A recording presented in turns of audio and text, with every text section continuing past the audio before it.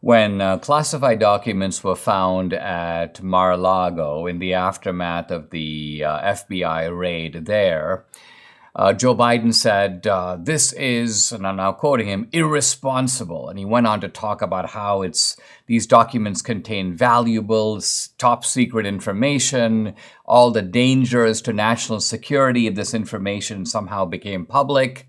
And now, guess what?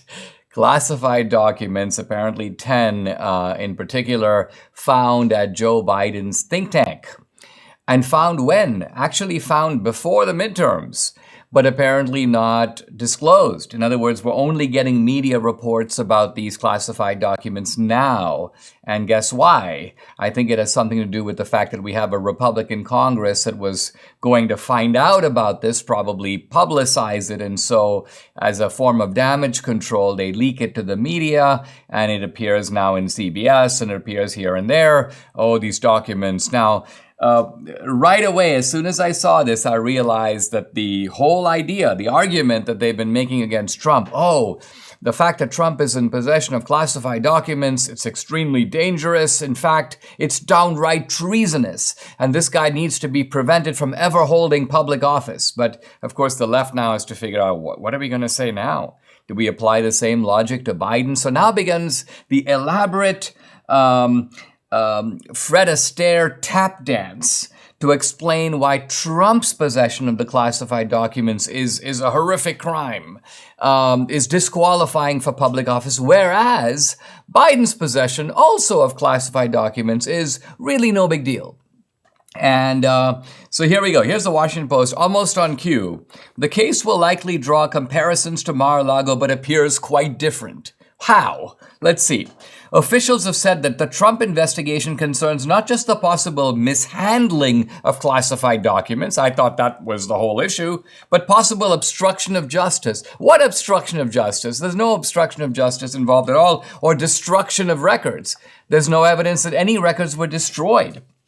When I put this out on social media, saying, in one sentence, can anyone explain why Trump's retention of classified documents constitutes a serious crime, while Biden's retention of those documents is benign and without consequence? And someone goes, because Trump actively lied about, he didn't lie about, and obstructed the return of those documents. No, he didn't. In fact, the government was well aware that Trump was in possession of those documents.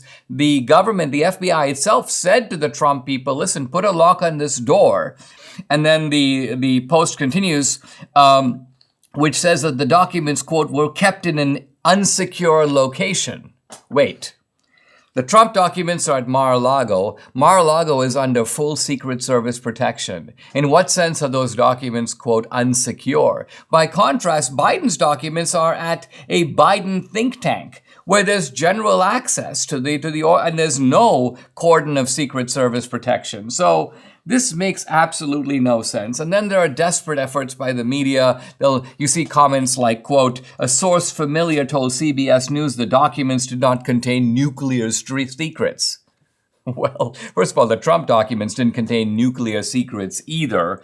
Another important point to keep in mind is that Trump, as the president, has the ability unilaterally on his own to declassify documents. Biden doesn't. Why? Because at the time, Biden was the vice president. So a vice president cannot, on his own, declassify documents. So here you have basically, this becomes a really interesting kind of test case for the administration of justice. A lot of us suspect we have this two-tier system of justice. Let's see how this one is pursued by Merrick Garland.